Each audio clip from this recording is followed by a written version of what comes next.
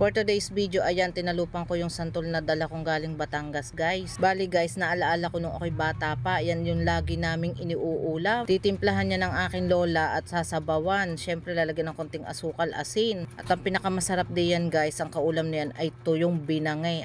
Ito na naman, kahit yan ay okay na ulam. So, ayun, guys. Good morning. Tara't kain tayo. Ito na yung aking piniritong talong at yung santol na sinabawan ko. Ito yung mga pang-ulam namin dati noon ako'y bata pa. So, nilagyan ko ng bawang, nilagyan ko ng asukal, betchin, paminta, asin. Tapos yan, ganyan ko lang siya, guys. Namimiss ko ng ganitong ulam. Ang sarap kaya.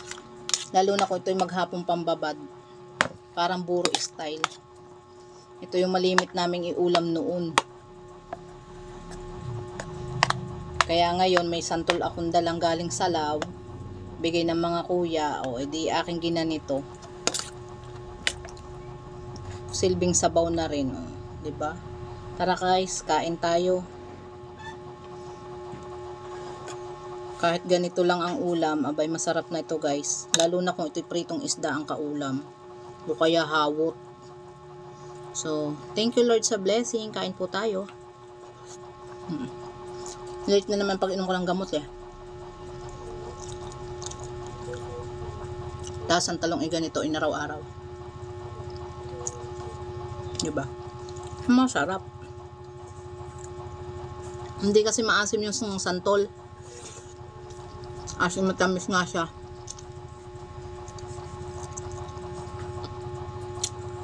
Kaya lang hindi nga kami mahilig sa santol.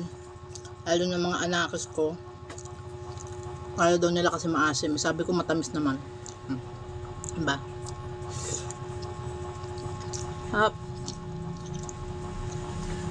Mga ganitong simpleng ulam, okay na. Kita nyo naman ang buto, ang laki.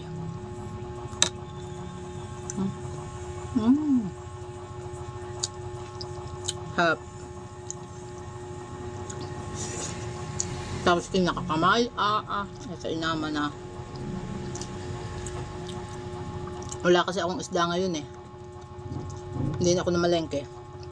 Kaya talong na lang akin inuulam dito sa santol.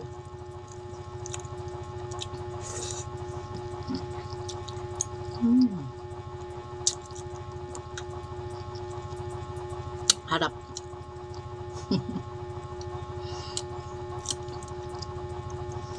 Grabe, walang kaasim-asim ang santol.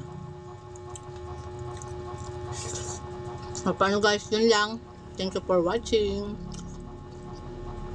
At lalong higit sa mga suporta ninyo. Bye bye. Kain muna ako. Kain po tayong lahat.